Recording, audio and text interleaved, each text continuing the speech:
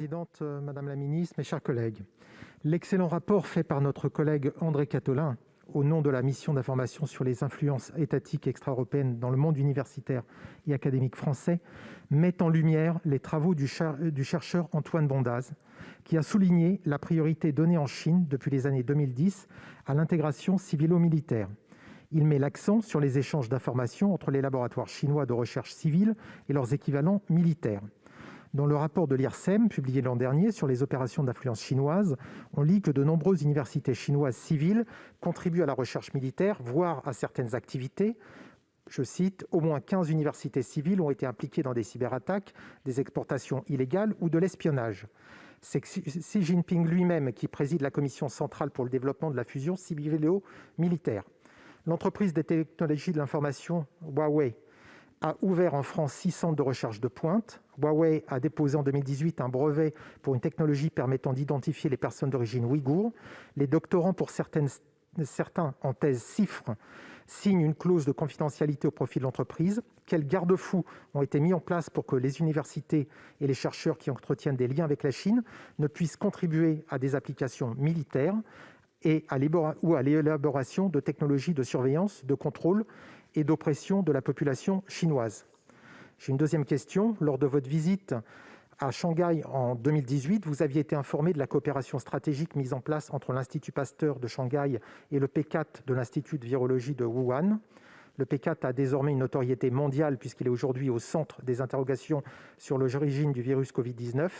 Qu'a décidé à l'époque le ministère de l'Enseignement supérieur, de la Recherche et de l'Innovation sur la suite de ces coopérations? Ces coopérations se poursuivent-elles? Merci. Merci, cher collègue. Madame la ministre.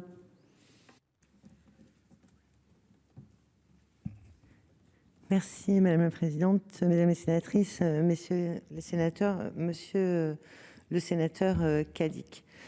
Tout d'abord, peut-être un mot pour vous dire qu'effectivement, lorsque vous vous rendez en Chine et que vous voyez les responsables et les présidents des universités, ils sont toujours accompagnés d'un membre du parti. Donc voilà, la liberté académique n'est pas tout à fait la même en Chine et en Europe. Et voilà, en tout cas, c'est une réalité. Donc que vous estimiez qu'il y ait des universités civiles qui soient impliquées sur des questions militaires, oui, bien sûr, je vous le confirme, mais de la même façon, il y a des laboratoires dans les universités qui ont aussi des contrats avec l'armée. Donc le dual, la recherche duale, si on pense notamment à ce qui se passe au CNES, c'est quelque chose qui existe dans de très nombreux pays et c'est évidemment extrêmement protégé, extrêmement surveillé. C'était d'ailleurs les premières ZRR dans les universités, c'était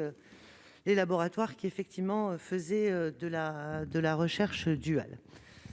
Sur la question des chiffres qui peuvent être passés avec des entreprises, il y a un référent sécurité au sein de la NRT. Et évidemment, l'avis du haut fonctionnaire de sécurité défense est demandé en amont lorsqu'il y a un questionnement sur ces questions de ces bourses chiffres. Et tous ces travaux sensibles sont bien sûr pris en compte dans les PPST. L'Institut Pasteur de Paris travaille en coopération avec l'Institut Pasteur de Shanghai. Le P4 de Wuhan n'a rien à voir avec l'Institut Pasteur. C'est une coopération qui s'est visée à former les personnels du P4 de Wuhan, qui est menée avec le P4 de Lyon. Par absence de réciprocité, cette coopération s'est éteinte d'elle-même, si je puis dire. Et l'Institut Pasteur de Shanghai, lui, travaille sur des souches virales locales, si je puis dire, sans transfert de souche, évidemment, on y a veillé.